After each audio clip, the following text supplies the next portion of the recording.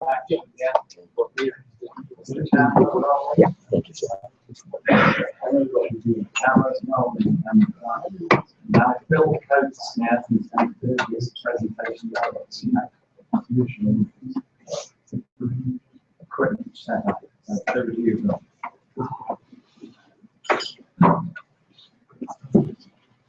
All right, you're gonna have to bear with me a little bit. I've been going about 120 miles an hour since last Sunday, working with some of America's finest. So I'm gonna put this together on my PowerPoint presentation because it hopefully will keep me on track. What I'd like to talk about is restoring a nation. And when you look at that first slide, this presentation is going to be or me asking you questions and you deciding where you're at. But the real question that we face today is, what are you willing to do and what are you willing to change?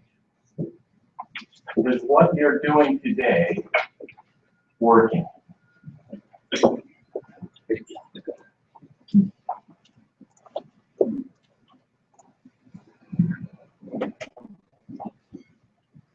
You're going to have to bear with me a little bit. This will make sense. But I hear in the news media constantly that we're not at war with Islam. Has anybody heard that? Yes. Are we not at war with Islam? Come on now. Be brave out there. I don't Yes. I don't believe We are or we aren't? I believe we are not. We're not. But are they at war with us? Well, we'll get to that. We'll get to that question. Let me take the next I'll slide. ask you a question like that. Islam is a people religion. Right? How many millions of Muslims are there in the world? 1.2 billion. Okay, so out of that, they say that there's only 10% of them that are radicalized, correct? 0.1%. I don't know what radicalized, we're radicalized. We are radicalized. It depends if you have a drone at your wedding party. But the point is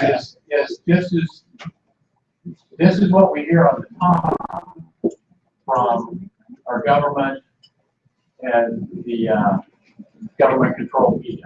There's a lot of people believe these have been doctored photographs. They're hoaxes. They're not. I mean, these ones that go off the internet, I mean, they might be doctored, but what you're seeing here is I spent a little bit of time in the Middle East, and I have a different opinion of what Islam is and what Islam isn't. But when we talk about Islam, we talk about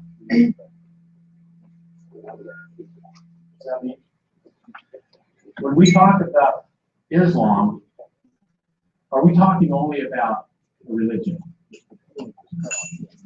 We're not. We're talking about political movement. We're talking about culture. We're talking about government and everything that slides into that. Every aspect of a nation that's run by Islam is run by Islam. And it would be like in the United States if Christianity determined everything we did as a government, everything we did as a taxation, judicial system, on and on and on. Well, Christianity in the United States is a religion, but it's not a political movement. It's not government. It's like this.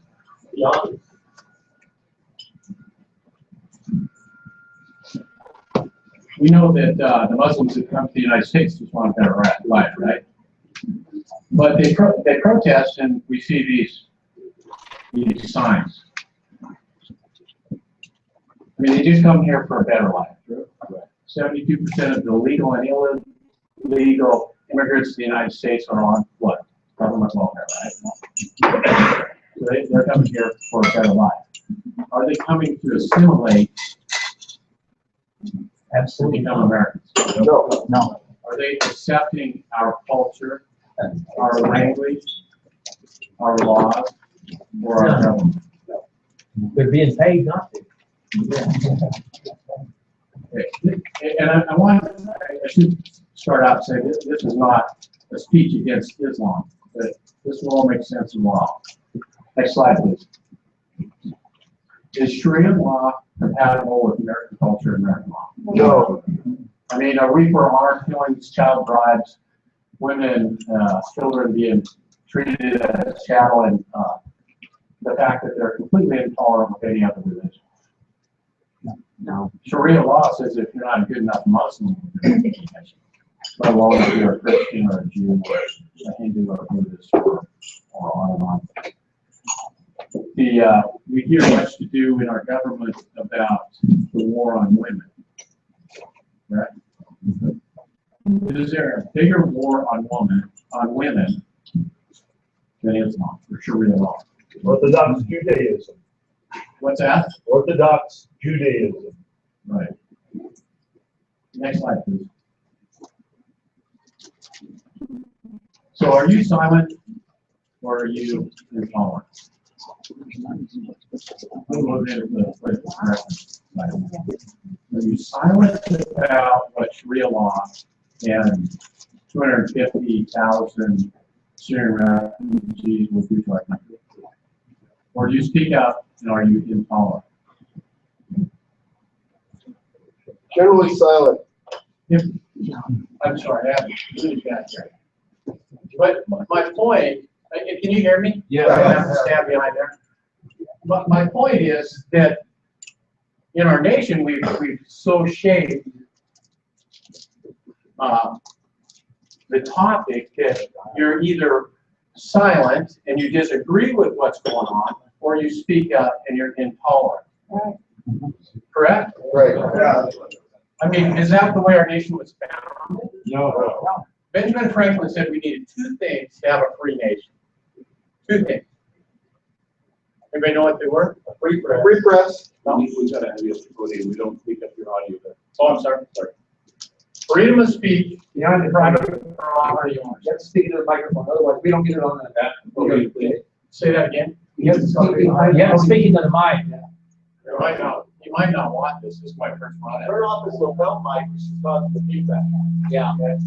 What's causing the feedback? The We're lapel mic. trying to fix the audio, but we apologize, this is terrible for you. Just try to keep going, bulldoze it. Okay. All right, next slide.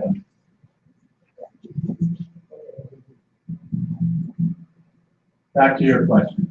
Does it matter if we're at war with them? Because they are at war with us. The narrative is being shaped by the media and the government, true or not?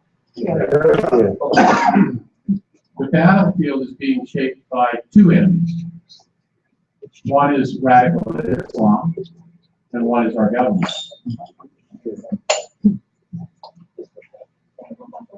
Is denial of the fact that Islam is out of war with us, is that a strategy that's going to lead to success?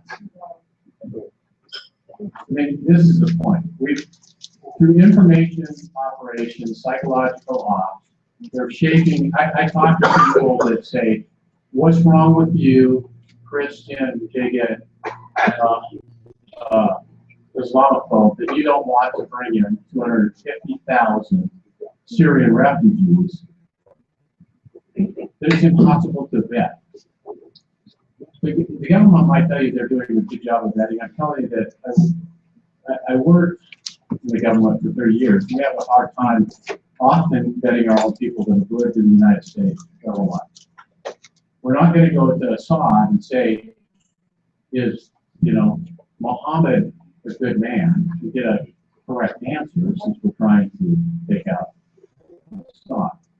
And those countries don't have the registries and the government and the ability to track who's radical and who's not. Next slide, please. So, what we come to is that the media and the government is trying to shape us to believe that that we're not at war with Islam. Islam's not at war with us, and Islam's a peaceful religion. And many Americans believe that to be true. They believe that exactly what comes out of the media and exactly what comes out of the government. So we never stand up to defend ourselves as a nation from a foreign threat. My question for you is, are we at war for our survival? Yeah. I mean, this would indicate that, you know, now it's about $19 trillion debt, 54 million abortions.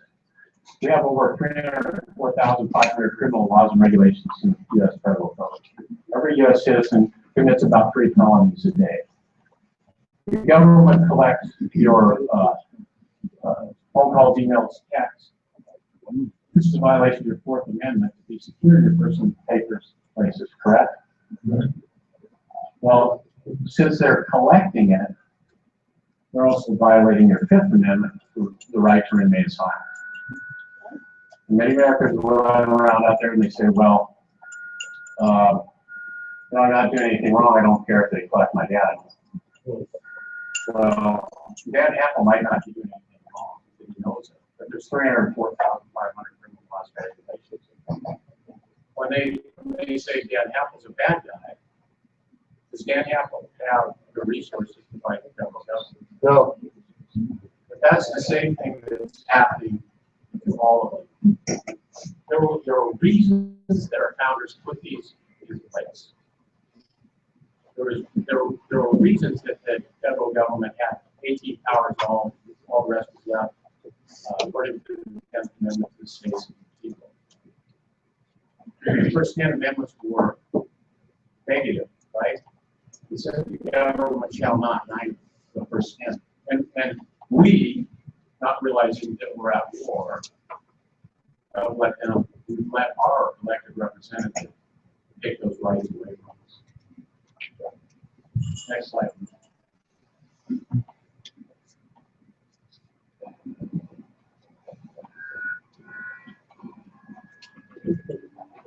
This is our this is a price we pay for silence. We can be intolerant or we can be silent. The price of silence is everything that we have. Next slide, please. I will say that we can, but we're not in the fight. In the military, we have a thing called 0 hours when we attack the battle, or when we start the war. And my question is, when did 0 hours start in the United States? Anybody want to throw anything out?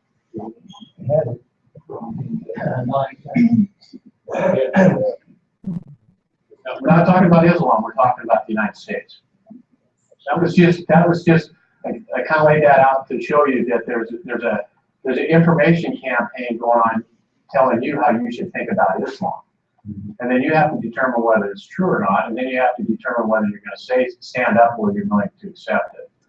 And that was just kind of, it didn't come off the way I wanted it to, but I was trying to show you that there are forces out there trying to shape how you think and how you react. But the real question is, are we in a war for the survival of our nation, our culture? Yes. July 4, 1776. Sorry.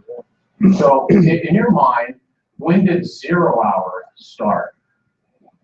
Big one. Well, I think it was in 1832, when Skull and Bones was founded, which has a direct link to the Illuminati. And they control the State Department, the intelligence services. The first director of the Federal Reserve is a member of Skull and Bones. They go through satanic rituals. They crawl into a coffin. There's a number of secret societies at Yale. And at Yale, that's where a lot of the platform for Agenda 21 was created. They intend to depopulate the world according to their own journals and their own efforts. And you're absolutely right about how the words are, you're using the words. A book called Conquest by Words by Robert Comfort is very good. And also the very important book, American Secret Establishment, which goes into the alien aspects, how they use both sides in infiltrate. It used to sell for $400, free download on YouTube. American Secret Establishment, Skull and Bones. They want to dominate, create a world government. Thank you. Did anybody else point out that, when I'm thinking in the military, when we do war, we have a campaign, right? We have objectives. And I think that, you know, there were specific objectives that we as a nation can point to when 1913, when we started the income tax, when we started the Federal Reserve, you know, when I'm just throwing things out there, 1954, when the Johnson Amendment that made speaking politics out of the pulpit, you know, a violation. We can go on and on and on. But there have been gradual objectives that peel away the legacy that we were left by the founders. But we never realized we were more. They took from us and we did nothing. We've been, at best, we've been contending with ineffective delaying actions. Has the decline of our country sped up or slowed down? Sped up. I mean, the way I see it, it's just cranking up faster and faster and faster. And what are we doing to stop that drive of the enemy, whoever you identify as the enemy in your mind? What are we doing to stop that?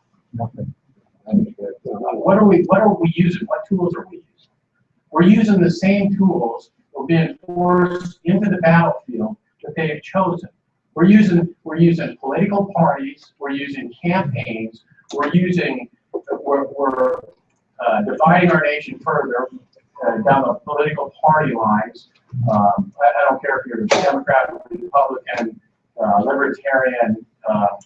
We have our ineffective delaying. I might step on some toes here, but the point is there are people with very good intentions, the best concerns for our nation in their heart, that have worked extremely hard to change the direction that we're going in. But they're always deciding how we fight the war. If I go to war someplace, I'm not going to let the enemy determine, you know, where I attack, where I fight, and how I fight. But that's what we're doing in this nation, and we're doing it through the news. We're being inundated daily with it in the news media. I mean, how many people think that the nation's over in here, that we're done? I've got one hand. You know, I can stand up in front of a crowd, and most of the time everybody said we're done. We're just going to hold on until the end. But they've been taught that. They've been taught that daily in the newspaper. We're taught that we don't control our government. Our representatives don't work for us. And then guess what?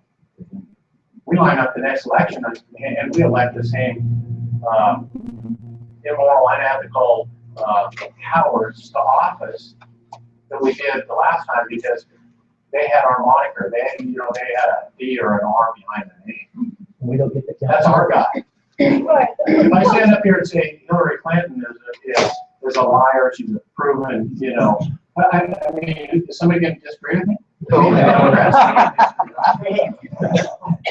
the other side of the line, you'll see the Republicans, like their guy that said, I'm going to stop executive political amnesty, I'm going to stop Obamacare, I'm going to stop abortion, I'm going to stop, I'll go on down the line. They go to office, but they're elected to office, and they have this thing called the continuing resolution, so they don't have to finite and vote on things on a budget.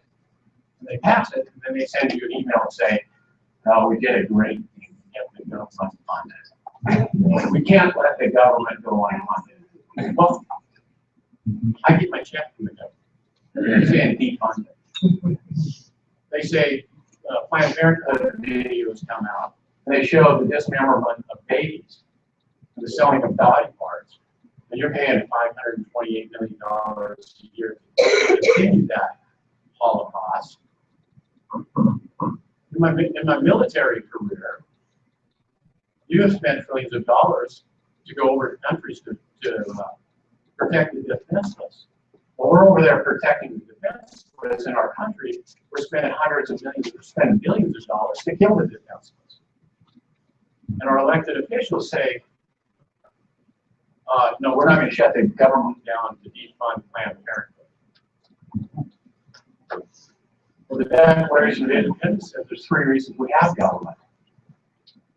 For this reason, we institute governments among men to protect life, liberty, and the pursuit of happiness for life, liberty, and property. So they, with that vote, they have voided any ability they have for any moral and ethical reason to shut down the government, because they won't do it for life. They're not going to do it for your liberty, and they're not going to do it for your private property. True or not?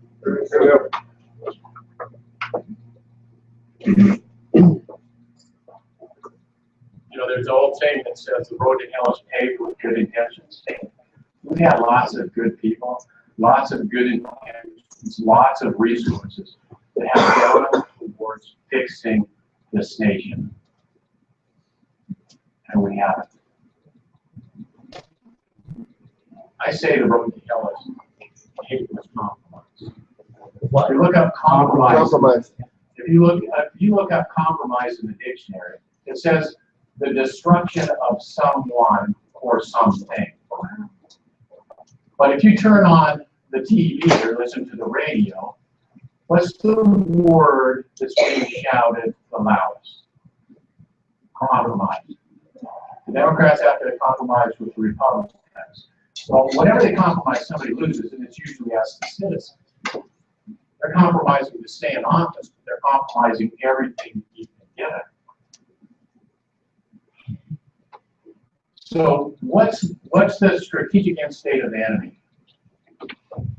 Whoever you define as the enemy. We know that the country is being destroyed, so if somebody's taking it, we're at war. It's their strategic end state. One world government. Say that? Chaos is a one world government. Anybody else? Depopulation. You gotta talk really loud. Control. Control. Absolute control. Do you think they want the United States to survive in the global community? And Absolutely not. freedom? No. Okay. Next slide, please. Okay, here's the pivotal question. If what you're doing is not working, then is it time to try something else? Yes. Do we have time to try something? I believe we do. So, we're going to talk a little bit about strategic planning. The reason why good organizations have failed to even slow down the decline of our nation is because they have plans. They have tactical plans that they put into place, and they win tactical battles. Since World War II, the U.S. military has gone to war all over the world. We haven't lost any tactical battles. Can somebody tell me what war we won? It was during 1960, the Ruther Memorandum came out, and they had General Walker, who was a general in Europe, and they put him in a mental institution because he was talking about anti-communism.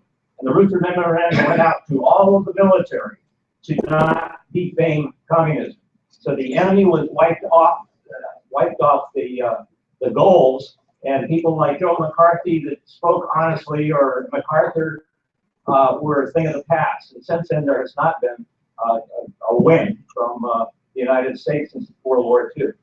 Well, you're exactly right. We haven't had one win since World War II, but I'll disagree a little bit on the communist thing. When I joined the Marine Corps in 1975, we were, the chance we're better off dead than red, and go kill a commie for mommy. But you bring up a good point. If you go around American universities today and they question college students about socialism, and 50% of them say, yeah, we're all in. I mean, but my point is we need to identify who the enemy is. I have my own thoughts. What I'm trying to do is make you leave here and think about how are we going to do things different. What's the most powerful weapon that's being waged in the United States today? Information. Information. That's true. media, information, those are tools. Anybody else? I mean, they're good answers, but those are tools. Control the money. Money. What's that? Money. Control the money. Money, that's another tool. I'll tell you what the most powerful, I'll tell you what the most powerful weapon that's being waged in our nation is. Ignorance. Ignorance allows all of this to take place. John Jay, the first Supreme Court Justice of the United States, said it's the responsibility of every citizen to read and study the Constitution. Pass on freedom to rising generations. For when a man understands his rights, he will sooner perceive when they're being violated and do something about it. For years, I didn't see any rights being taken away from me. I marched on and did what I thought I was doing for God and country. You know, and one day I woke up and I realized they were all being taken away. But it's based on my ignorance of the rule of law. And I don't contend that what the enemy wants to do is take away the one piece of paper, the one document that we still have that protects us as citizens. And that's the Constitution. If they can destroy the Constitution, there is nothing left in this nation. And I won't argue, and I'm sure our Constitution has been severely trampled on, but it's not gone.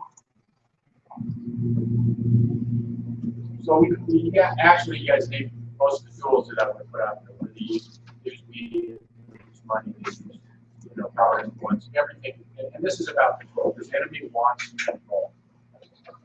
Who controls the narrative of what goes on in our nation? The news media and the government kind of make you think they're the same thing. Who controls the ballot space? It's being blocked, right? Next slide, please.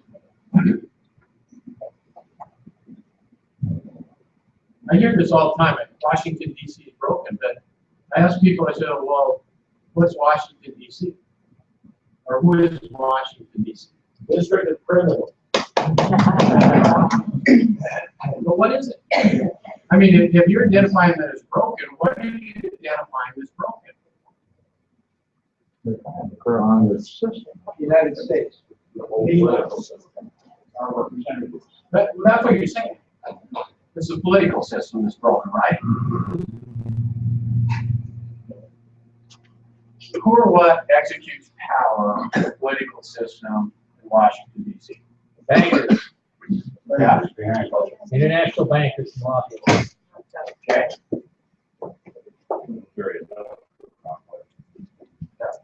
I mean, there's money influence. I'm not going to argue with you a bit, but I'm going to say I'm going to take us down a notch for what I think we can honestly attack. There's two private organizations that control the United States. Or I shouldn't say that exercise control of the population. How's that? And that's the Democrat and the Republican Party. We no longer have a representative government. We elect somebody that either has good intentions or they lie to us about what they're going to do. They go to Washington, D.C., and they line up behind their party. But I'll take it a step further. Parties have reached singularity. They're one and the same. At the top of the Democrat and Republican Party is one organization. And we were warned about all this. George Washington, in his farewell address to Congress, said why people will discourage and restrain the spirit party. And he talked about how it would allow for foreign influence. It would pit one section of the country against the other. It would cause riot and insurrection. He also said that the spirit party would allow cunning, ambitious, and principled men to subvert the power of the people and usurp for themselves the reins of government. and then destroy the very mechanisms that brought American justice. 220 years ago, he said that. He also said the two pillars of our country were what? Religion and morality. And how dare any man call himself a patriot that would undermine those two pillars of our society?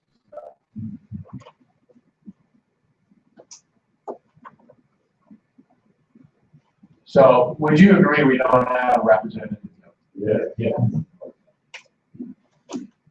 So, I spent a few years of my life hunting down insurgent organizations. And the government doesn't want to go out there and kill and capture all those guys. We just want to take away their power to operate.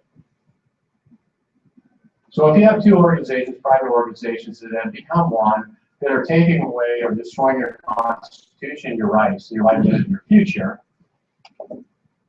why do you support them? I will put forth that your vote doesn't count. You're voting for parties that are destroying our nation. And I might step on some toes because I know a lot of good people that have worked within parties to try and change them. There is so much power behind these parties, they're never going to change it. You're going to get slightly tactical victories, but you're not going to change. You're not going to knock them off their plan. And if we're going to be the sovereign of our nation, then we have to fight a different fight. Because the fight you're in is the one that they've designed. The frustration you feel is the one that they've given you. The occasional victories that you see are the ones that they've supported to keep you as royal qualities. That's like too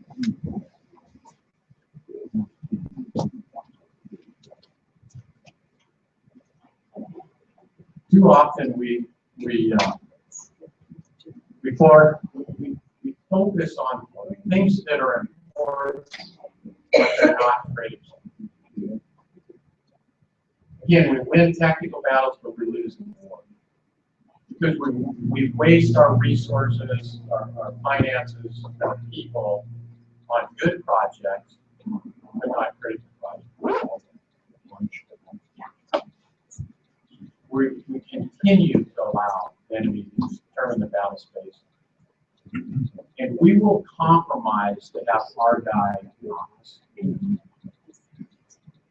We won't hold our guy accountable. Because we don't want the other guy to win.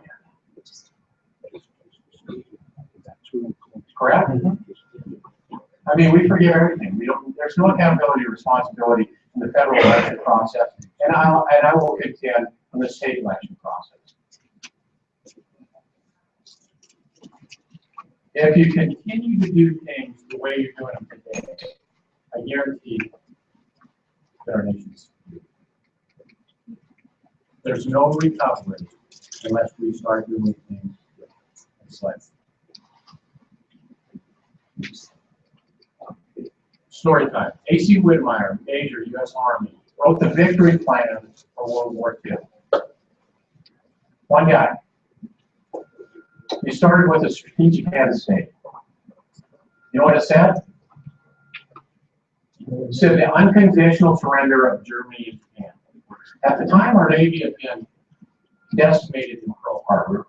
We had 186,000 men and women in uniform. Our population was about 150 million. We were largely an agricultural nation with some manufacturing. 4 years later, we put 16.5 million people in uniform. We built almost every piece of armament and munitions for the Allied forces. And we had the unconditional surrender of Germany and Japan. In 1941, the American people had no desire to fight war on the foreign shores. We had no ability to project power. Neither should they ever have had it. Amen. Neither should they ever have had it. Well, yeah, it's questionable. My point is not whether we conducted the war correctly or not. My point is that we had a nation that was mobilized for a single cause, in which the people believed it was the survival of the nation. And this one gentleman wrote a strategic plan. Now, throughout the years, there are a lot of good ideas that came in. You seem to be dismissing Russia's participation, which is 90% of the win. Russia. They would That's never where the done real men were it. fighting. My stepfather was in the second tank that landed on the beach in Dieppe before the Americans. He spent the rest of the war with the people who captured him. Four young boys at the time. All the men, all the fathers were in Russia on the front line. So for an American to have written the plan to defeat the Germans, I'm sorry, didn't happen. Yeah, well, you know, on this disagreement, you're not gonna hurt my feelings at all. But my point is that the victory came about because of a focused nation, focused resources, and focused people on a focused plan. If you have plans all over the map that are not focused on a strategic end state, you're always going to be lost. Next slide. So my question is, if you want to change the nation, what's your strategic end state? What is it? Restore a constitutional government? Or restore our guys or their guys? I don't know. This is something that I throw it out there for you to think about. The strategic plan, you need to focus on the critical and not worry about the important. You need to focus all your resources on the strategic end state. You need to plan your battles in phases. It's a little bit like eating an elephant one bite at a time. But if you look at what's happened to our nation, this didn't happen overnight. This has been a process, you know, at least 100 years old. And some of you would contend, you know, since the ink was dry on the Constitution. But if you don't have a strategic plan, you're not going to win. Because you're always fighting their battle on their battle space at their time and place. And next slide, please. And I will contend that a defense is not a strategic plan. To keep it from falling off the cliff is not a strategic plan.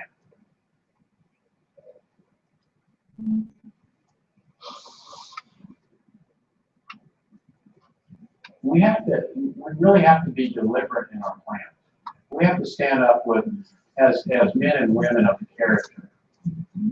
Personally, you know, I could stand up here and preach a sermon that if we, you know, don't return to God and we don't have a moral foundation and a firm compass, we're lost, period. But the enemy has weeded God out of the equation. Kicked him out of the public square. But if we have a cornerstone, something that keeps us on track for truth and justice, we can only get that from one source, an unchanging source, which is God. But then we have to plan accordingly. We got to stop being in the defensive. We got to stop compromising. We have to stop letting the enemy determine how we're going to fight. There's enough brain power in this room to write a wonderful strategic plan to take back our nation.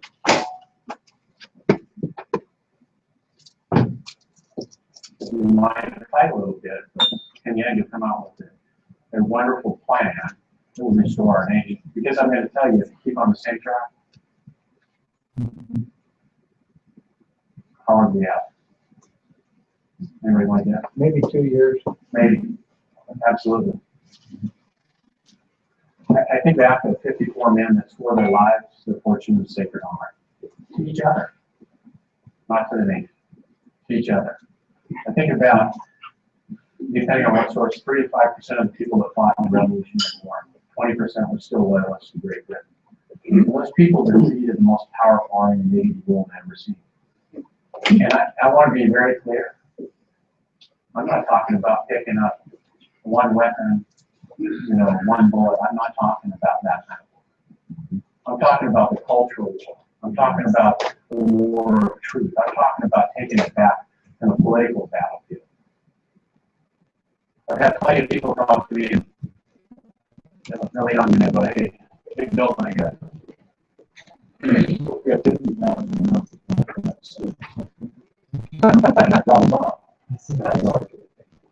what are you going to do with that? Well, it's going down. We're going to take that. I say, well, it's been shot at. No. There's been mortar or rocket. No. I said, well, I have. I think we need to save it before it gets to that. And that's why I challenge you. If it's worth saving, let's do something different. Thanks.